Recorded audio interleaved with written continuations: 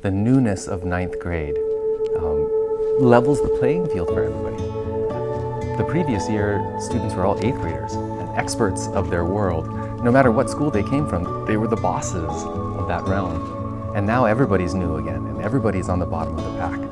And whether you're moving across the campus or moving across the island, that newness makes everybody able to become friends in ninth grade.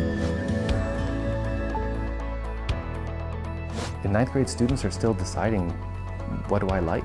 What's my favorite subject sometimes? Or what am I good at?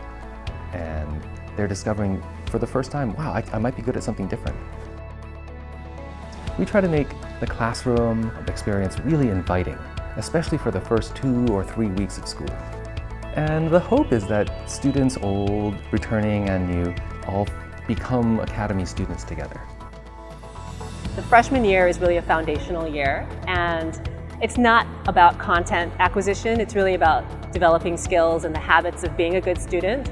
And that's really the emphasis, I think, for all the freshman classes. It's really driven by the competencies they're going to need for life.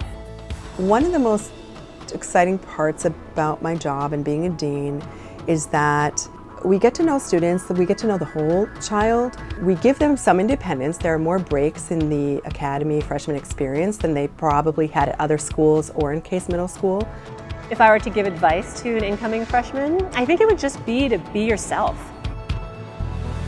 Use your time here and use all the opportunities that are available to really find out what you're passionate about. By the time they leave here, I feel so confident in them as young adults, ready to leave and enter the world and go to college. I think a lot of it we can attribute to the degree of freedom they have, the choices they get to make here, the choices they get to make with their unstructured time. It really prepares them for the freedom they're going to have when they go to college.